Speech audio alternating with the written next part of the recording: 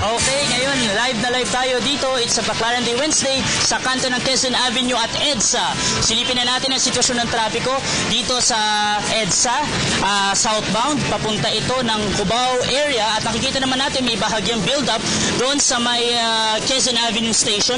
Pagbaba nitong flyover, ang mabigat na sitwasyon na yan, bagaman may kaluwagan, pero pagsampa po ng Kamuning flyover dyan sa papuntang Cubao at Aurora Boulevard intersection ay magkakaroon po ng mabigat hanggang sa moderate na pagdaloy ng mga sasakyan. At kanina nga ay nakita natin at ngayon nakikita pa rin natin, tuloy-tuloy pa rin yung ginagawang operasyon ng LTFRB o Land Transportation Franchising and Regulatory Board at Land Transportation Office, gayon na rin ang Highway Patrol Guy MMDA ng Anti-Colorum Drive dito sa may Quezon Boulevard. At ayon nga kay Mr. Joel Belano, Chief ng Technical Division ng LTFRB, ay may nahila na silang 3 sasakyan na colorum at dadali na ito sa impounding area ng Taytay Rizal. Medyo mabigat din yung violation, bukod sa impounding ay masususpindi pa sila at pagbabayarin pa sila ng multa. At ayon nga sa atin, kung basang mahuli ay 1 milyong piso at kung UB Express naman ay may chance ang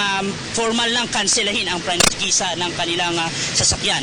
At number coding natin for today, 5 and 6 Wednesday. O ngayon, at pinagbabawa kung ang plaka po ng inyong sasakyan ay nagtatapos sa mga numerong yan, hindi po kayo pinapayagang bumiyahe ngayong araw na ito mula alas 7 ng umaga hanggang alas 7 ng gabi. Pero meron naman po kayong pagkakataon mamaya ng alas 10 ng umaga hanggang alas 3 ng hapon ang kalapong window hours. Pero sa mga lungsod po na Makati at Las Piñas ay hindi naman po pinapayagan ang pagbiyahe nyo ng buong maghapon. Yan po ang ating number coding for today. At syempre, ito na ang ating paboritong segment tuwing umaga. Nang makaiwas kayo sa traffic violations, ito na ang ating It's a Sign. Ayan.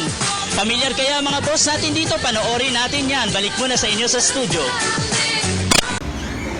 Ako po si Cathy San Gabriel. Subscribe na sa PTV YouTube channel. I-click lang po ang subscribe button.